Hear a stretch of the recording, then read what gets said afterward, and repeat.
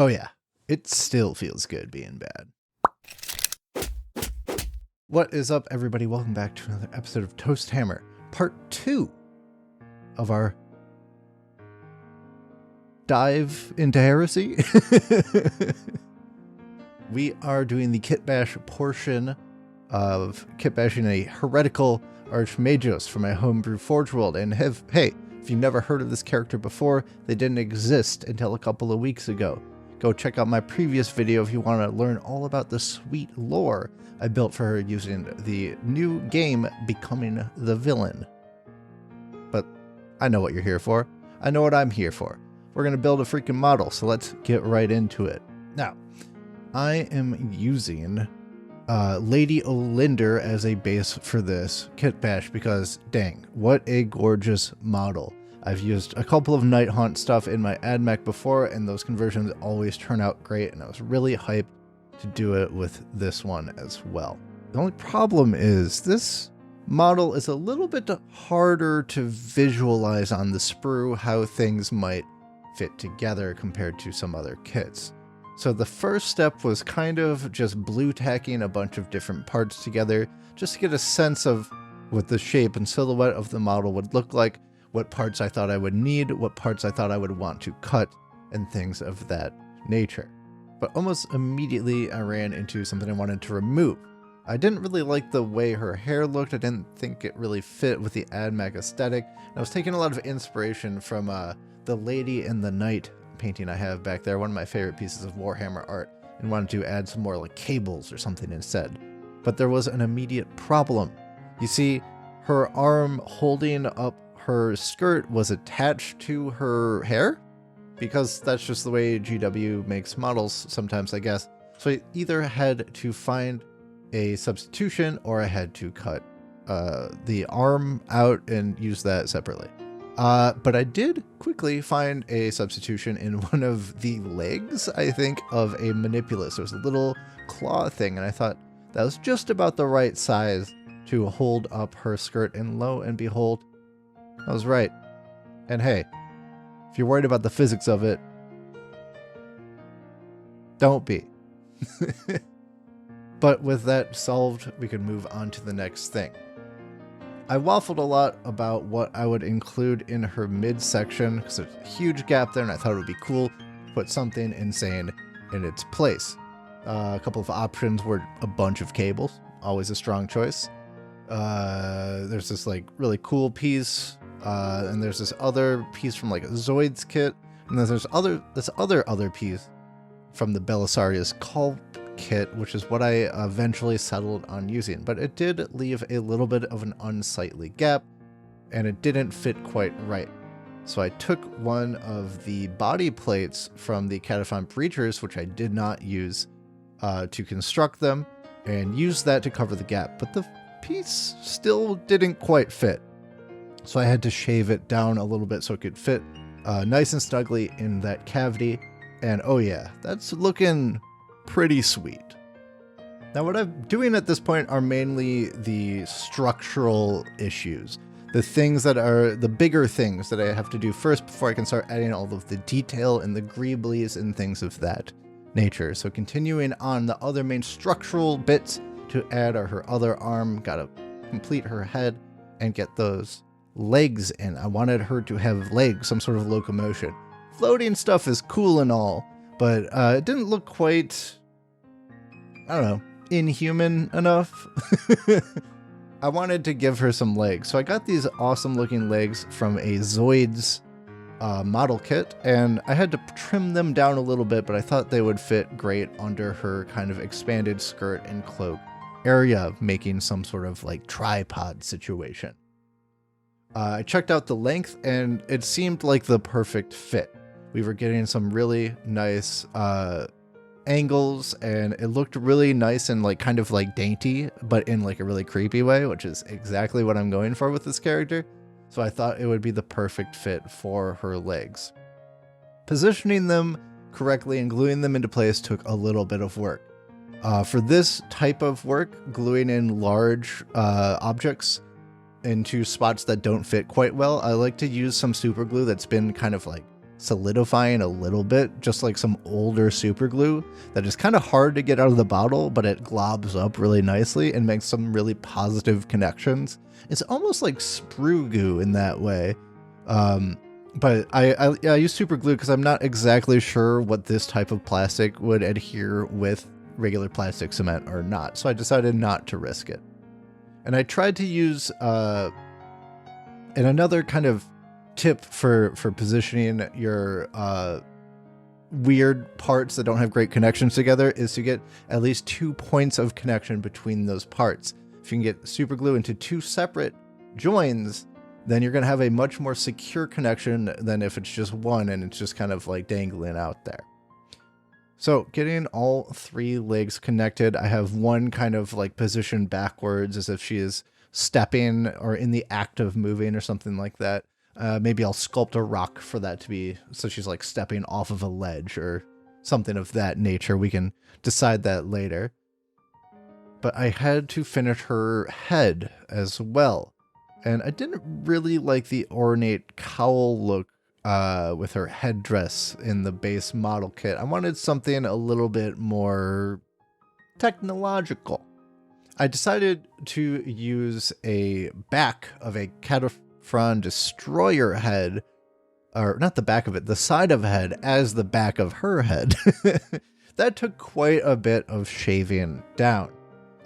It was not really a fit that's meant to go in this part, but I felt like the split in that head between the technological bits and the human bits worked well enough, and with a little bit of shaving, I was able to get a pretty good match there. It just took a little bit of patience and a little bit of effort. For the front of her face, well, that looked fine and good, but I wanted it to be a little more ornate. I think that something about my Forge World that I decided in the making of this model is all the Archmagi have these solid gold masks. You can see it in my previous Archmagos Kitbash of Nebuchadnezzar, and I wanted to carry that over into this model as well. So I got this awesome looking Greebly from, I genuinely have no idea where. I just had it in my collection of bits, and I stuck it on her face.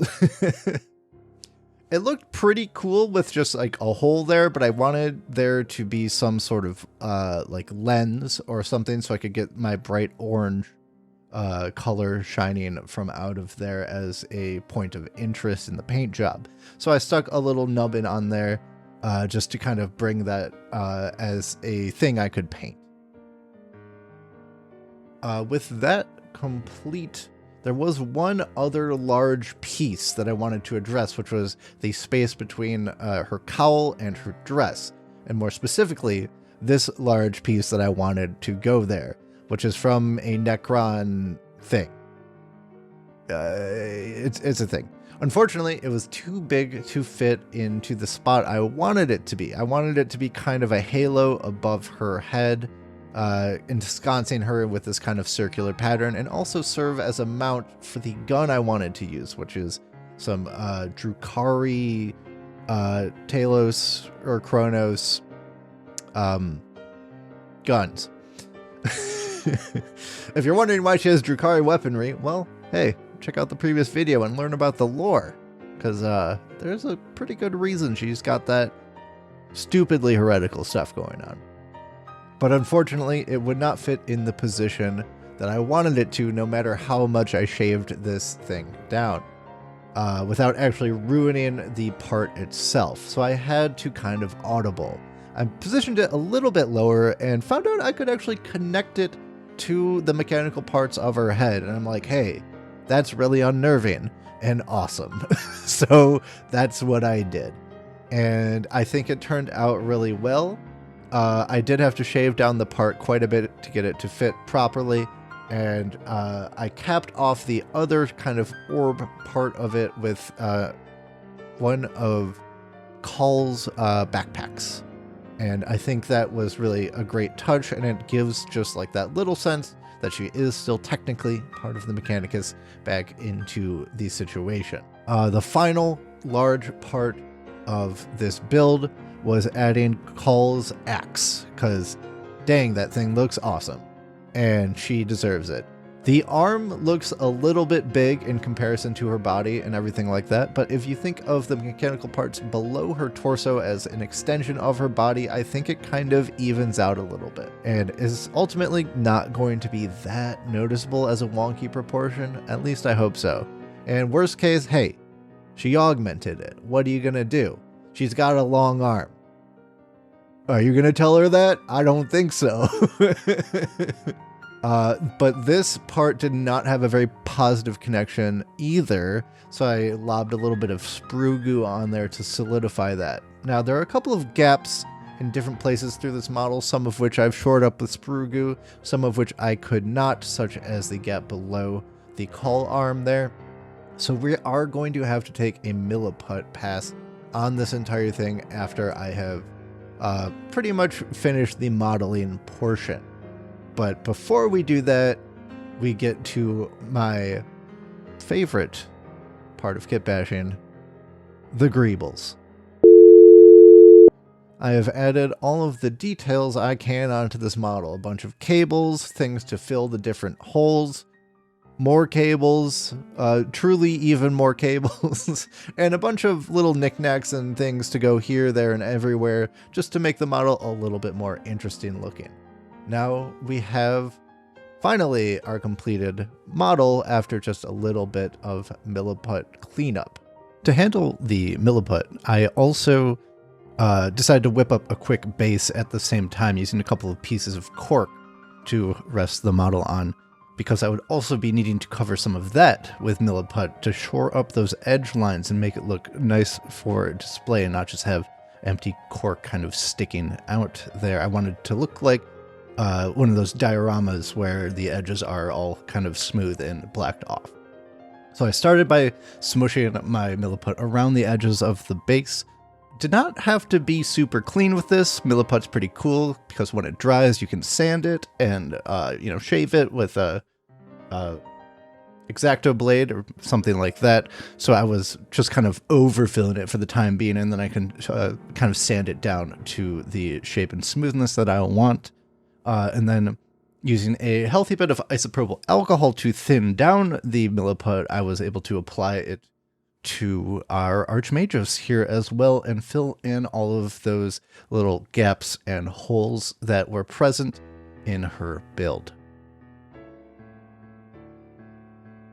But after this milliput process is complete and getting a nice prime on her, that's pretty much it. So let's take a look at the Heretek Archmagos Norea Prime.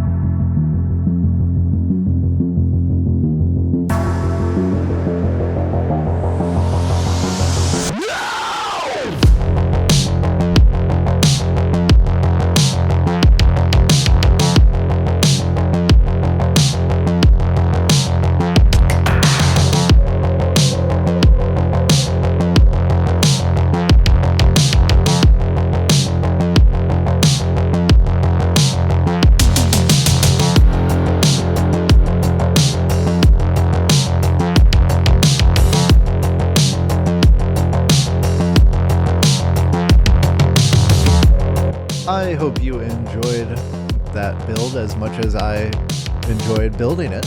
So if you did, leave a like, it always helps the video out. And what do you think I should run her as? I already have a call proxy. I was thinking maybe a dragoon. She could lead a squad of dragoons into battle. But hey, if you want more kit bashes, this is the first one in a while, and there are plenty more to come, so stay subscribed so you don't miss another one. And come hang out in the Discord while you're at it. Say hi, share your work with us. We all want to make each other better hobbyists. And until next time, peace!